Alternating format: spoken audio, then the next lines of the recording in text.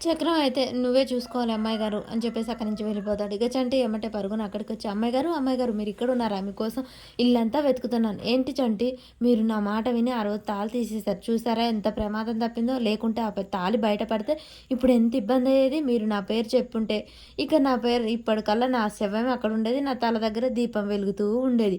నేను చెప్పినట్టు చేసి మీరు చాలా మంచి పని చేశారు అమ్మాయి గారు" అని చెప్పేసి చంటి అయితే చెప్తూ ఉంటాడు. ఆ మాటలు విన్న చక్రం చాలా ఇబ్బందిగా బాధపడుతూ ఉంటాడు. వీడెక్కడ తిక్కలోడా, తెలివి కల్లోడా, తాళి కట్టిన భార్యని అలా మాట్లాడతాడేంటి? నీకెప్పుడు అర్థమవుతుందో ఏంటో అని చెప్పేసి చక్రం అనుకుంటూ ఉంటాడు. నాకు మాత్రం చాలా భయంగా ఉంది అమ్మాయి గారు.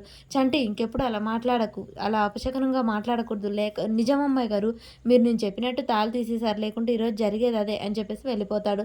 చంటి నీకెలా అర్థమయ్యేటట్టు చెప్పాలి అని చెప్పేసి సింధూర అయితే చాలా బాధపడుతూ ఉంటుంది.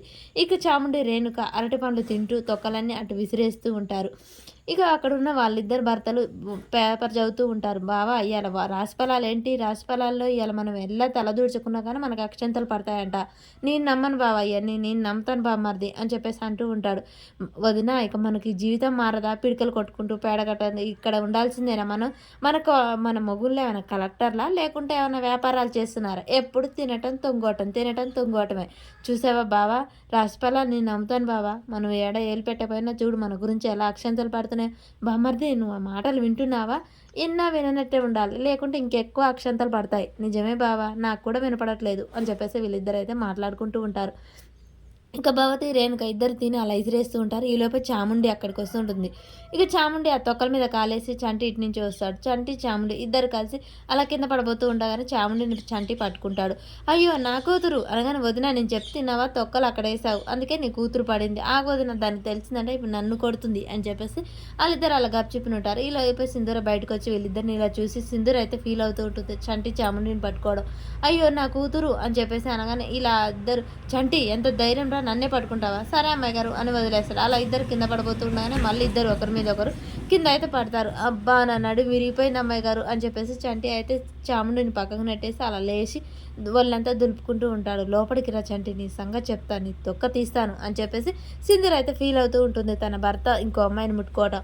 ఇక చాముండి అయితే అలా చూస్తూ చంటి లేపు అనగానే "లేదండి మీతో పట్టుకుంటే ఓ బాధ పట్టుకోలేకపోతే ఇప్పుడు పట్టుకోపోయాననుకో చంపి పడేస్తాను లేపు" అని చెప్పగానే చాముండిని అయితే అలా పైకి లేపుతూ ఉంటాడు. "అమ్మ చాముండి" అని చెప్పేసి భవతి దగ్గరికి వెళ్తూ "చేపో" అని చెప్పేసి చాముండి అయితే కసురుకుంటూ ఉంటుంది. అలా భవతి దూరంగా వెళ్ళిపోతూ ఉంటుంది.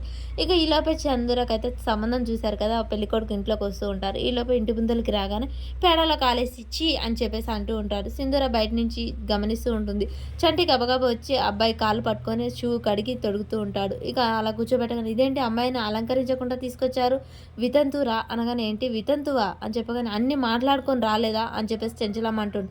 "ఎంత మాట్లాడుకొని వస్తే మాత్రం సెకండ్ హ్యాండే కదా" అని చెప్పేసి అవమానిస్తూ ఉంటాడు ఆ పెళ్ళికొడుకు. అదంతా చూసిన చెంచలమ్మకైతే చాలా కోపం వస్తూ ఉంటుంది. చెంచలమ్మ పెళ్ళికొడుకు మాటలు విని మళ్ళీ మనసు మార్చుకుంటుందా? లేకుంటే ఇంట్లో మనిషికే ఇచ్చి చేయాలని రవిబాబుకి ఇచ్చి చేస్తానంటుందా?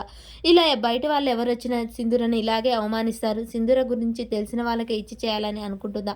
అసలు చెంచలమ్మ ఏ నిర్ణయం తీసుకుంటుంది అనేది మనకు నెక్స్ట్ వీడియోలో తెలుస్తుంది ఫ్రెండ్స్. మన వీడియో నచ్చినట్టయితే లైక్ చేయండి, షేర్ చేయండి, సబ్స్క్రైబ్ చేసుకోవడం మర్చిపోకండి ఫ్రెండ్స్.